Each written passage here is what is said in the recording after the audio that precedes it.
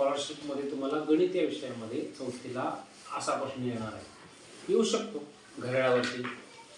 सकाळी 8:30 सुरू झालेला पाऊस मध्यानोत्तर 1:45 थांबला तर पाऊस किती वेळ सुरू होता?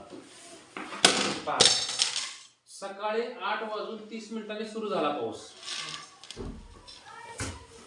8:30 सुरू झाला आणि दुपारी 1:45 थांबला तर आता तो पाऊस किती वेळ सुरू होता हे काढायचं आहे. मग आपण असं मोजू शकतो 8:30. 8:30 म्हणजे 8:30.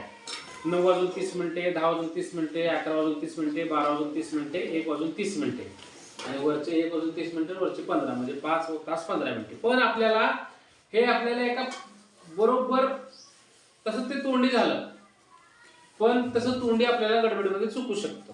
मग योग्य उत्तर कसं काढायचं योग्य पद्धतीने पहा.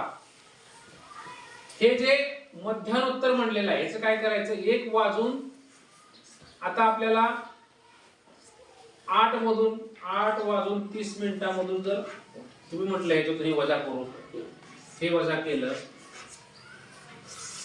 तर येईल का? नाही येणार उत्तर. बघा इथं हे असं केलं तरी चुकतंय. लहान मिनिटामधून मोठी मिनिटे जातील का? नाही. मग आपल्याला काय करावं लागल, ज्याची मिनिटे मोठे आहेत ते आपल्याला वर मांडावे लागेल. बरोबर आहे. म्हणजे 1:45 त्यातून किती कमी करायचे? 8:30 म्हणजे आपल्याला बरोबर मिळणार आहे. मग आता इथे उलट होईल, वर मिनिटे मोठी झाली हे जातील, पण इथे तास, इथे काय करायचं? मग इथे काय करायचं आयडिया सांगतो तुम्हाला. 24 तासी घड्याळ वापरायचं. हे असतं आपल्या 12 तासी घड्याळ. बरोबर आहे.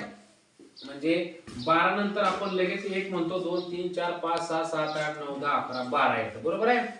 मग 24 तासी जे रेल्वेचं घड्याळ असतं त्याच्यामध्ये काय असतं, 12 नंतर 12च्या पुढे किती मोजतो आपण? 13 म्हणतो की नाही?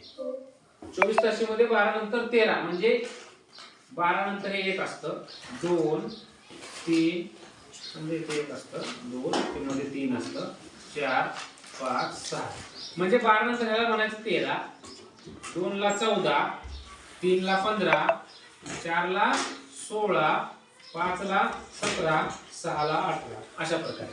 तो इथे 1 आहे म्हणजेच किती? 1 म्हणजे 13 म्हणजे 1 ला काय करायचं? 13.